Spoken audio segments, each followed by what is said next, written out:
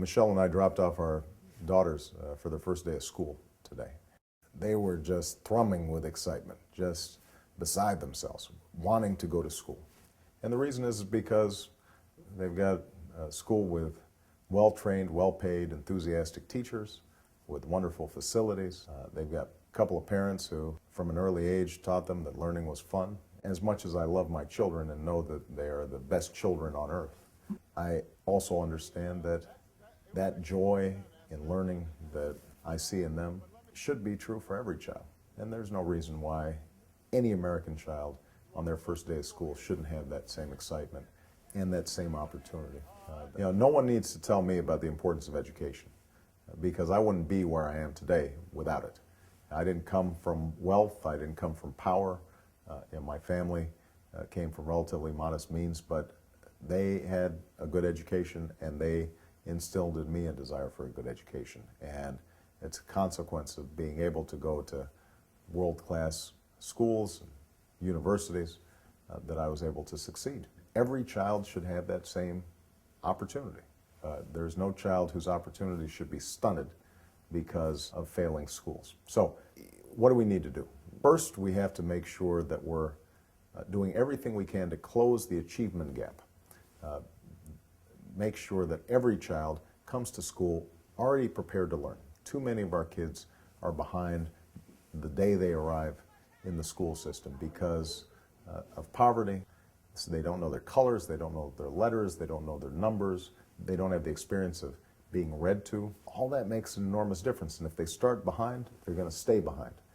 It's going to be very hard for them to catch up. So we have to have a universal program of early childhood education, not just pre-K, but also starting with parents who are at risk so that when that child is born, we're working with the parents to give them the tools that they need to prepare their children.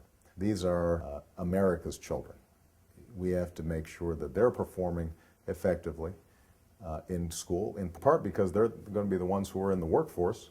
And if we want Social Security to be solvent, then we want to make sure that those folks are employed. The second thing that's going to be, I think, an absolute priority is making sure that we're recruiting an army, a new generation of teachers to go into classrooms, particularly classrooms where children are currently underperforming in inner cities and in rural areas. And that's going to require that we pay teachers more. It's also going to require that we provide them more professional development. We've got to work with them, not against them, in raising standards. And one of the problems with No Child Left Behind is that it's become so reliant on a standardized test model that, first of all, subjects like history and social studies have gotten pushed aside. Arts and music time is no longer there, which means the child's not having the well-rounded educational experience that I benefited from and most in my generation benefited from. We need to set up a growth model so that we're accurately assessing the performance of children and schools. And if we're doing that, then I think teachers want to achieve high standards. That's why they went into teaching. My sister's a teacher. I listen to her and the work that she's doing, preparing before class, after class, grading papers, dealing with students, dealing with their parents. It's a labor of love for her, and she does it for relatively little pay. But what she needs, and I think what most teachers want, is a sense that their work is valued, that they're appreciated, that they can have a middle-class life in pursuing their dreams of being teachers. The last component, I think, to creating a world-class education system is young people have to be able to afford to go to college and pursue postgraduate work if they're so inclined. Right now, that's becoming increasingly difficult. We've got to make sure that college is affordable for all young people, and that those who want to go into the helping professions that don't pay as much aren't carrying $50,000 or $60,000 worth of debt when they leave school. That basically prohibits them from pursuing the kinds of careers that they want. So what I'd like to do is to strip out the subsidies that have been going to banks and financial institutions, make sure that we're putting more money into grants that don't have to be repaid as opposed to loans that do have to be repaid. I want to make sure that young people are benefiting from the lowest possible interest rates when they do have to take out loans. And we have to set up a loan forgiveness program so that if somebody wants to be a teacher or a police officer or a nurse, that each year that they perform those services, they are knocking off some of that college debt. That's how, over long term, we're going to be able to develop an entire society that has benefited from the same sort of educational opportunities that I've been able to take advantage of. One last thing that I think is important is making sure that we are emphasizing math and science education, not only in the early years, but also in postgraduate work. We are not producing enough math majors, enough scientists, and computer designers to maintain our economic edge.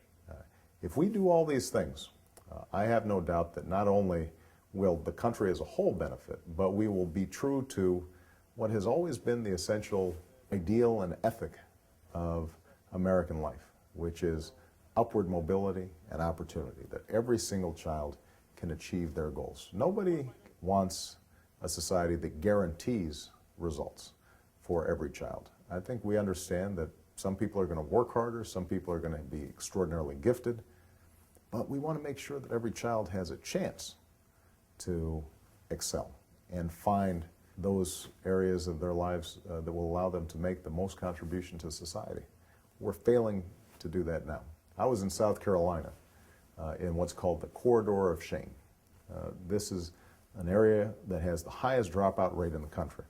And when you visit these school buildings, some of which were built in the 1800s after the Civil War, children learning in trailers next to train tracks, so teachers have to stop anytime the train goes by because the whole structure shakes.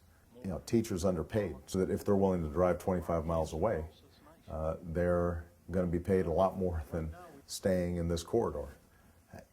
It's no wonder that children aren't succeeding, because we're not sending a message to them that education is valued. We're not making the investment that would be required to really make a difference. And as President of the United States, I want to work with every state and every local community to ensure that there are no corridors of shame anywhere in this country.